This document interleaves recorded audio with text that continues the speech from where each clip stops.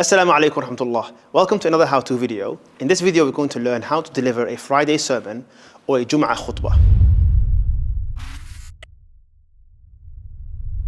Let's begin with the basics. So what is a khutbah? A khutbah is a sermon delivered before the Friday prayer. We all know that on Fridays, instead of praying the regular dhuhr prayer, we pray the Jum'ah, which is an obligation on men and recommended for women. Before the Jum'ah prayer, two khutbahs are delivered, separated by a brief sitting in between. So who can give the khutbah? The khutbah must be delivered by a Muslim male who is of sound mind and in a state of wudu, and he also has to have enough knowledge to fulfill its required elements. The khutbah must be delivered after the time of dhuhr has entered, and at least 3 adult males must be present.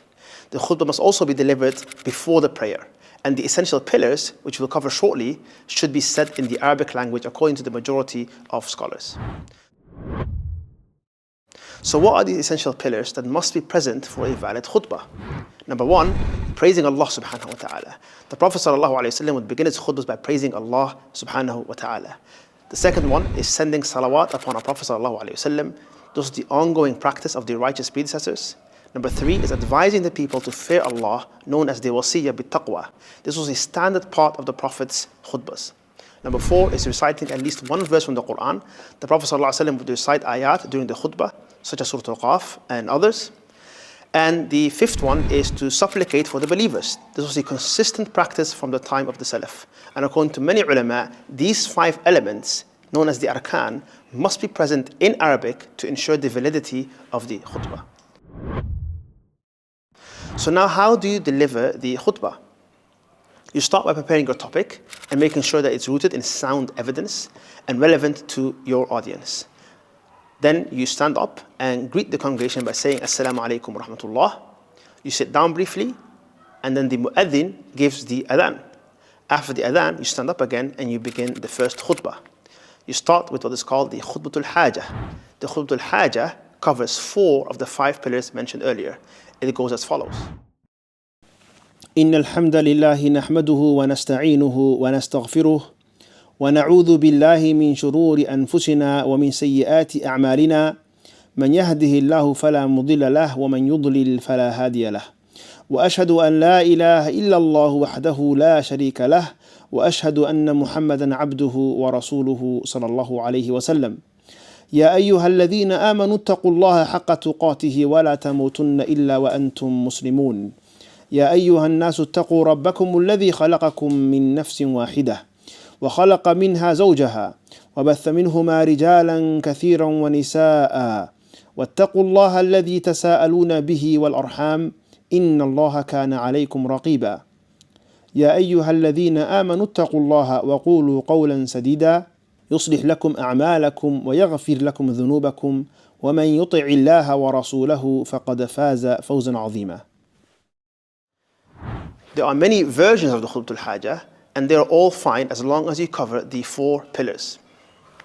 Then move on to your main topic. Make sure that your topic is clear, relevant, and purposeful. After the first khutbah, sit down briefly and stand up to begin your second. Praise Allah subhanahu wa ta'ala again, send salat upon the Prophet again, and repeat the advice of taqwa. And finally, make dua for the Muslims, for the living, the dead, the oppressed. And here are some du'as that you can make in your khutbah. اللهم اغفر للمسلمين والمسلمات والمؤمنين والمؤمنات الأحياء منهم والأموات ربنا ظلمنا أنفسنا وإن لم تغفر لنا وترحمنا لنكونن من الخاسرين ربنا آتنا في الدنيا حسنة وفي الآخرة حسنة وقنا عذاب النار. With this, you've covered the 5th of the 5 pillars of the khutbah, and then you end by signaling the start of the prayer. You can say this by saying وَأَقِمِ الصَّلَاةِ or any other version. Make sure the topic is relevant, urgent, and has an element of admonition. This may be the only reminder people hear all week. Examples of topics you can use include speaking about sins or repentance, death, heedlessness, current affairs pertaining to the ummah, family ties, character, hope in Allah's mercy, accountability, and other topics similar to that. The Prophet ﷺ delivered his khutbahs with a lot of passion. It's been narrated that when he delivered a khutbah, his eyes would redden, his voice would rise, and he would speak with emotion and strength. He repeated important points. He reminded people of Allah, the afterlife, paradise and hellfire, and their responsibilities to Allah and to each other. Some final advice: make sure that you keep your khutbah short. The Prophet ﷺ said that the length of a man's prayer and the shortness of his khutbahs are a sign of his understanding. Also make sure that the pillars, which we covered earlier, are said in the Arabic language. Make sure you verify the authenticity of any hadith or narration that you use. Prepare well, practice before delivering, and speak with clarity and sincerity. And with that, you now know how to deliver a Friday sermon.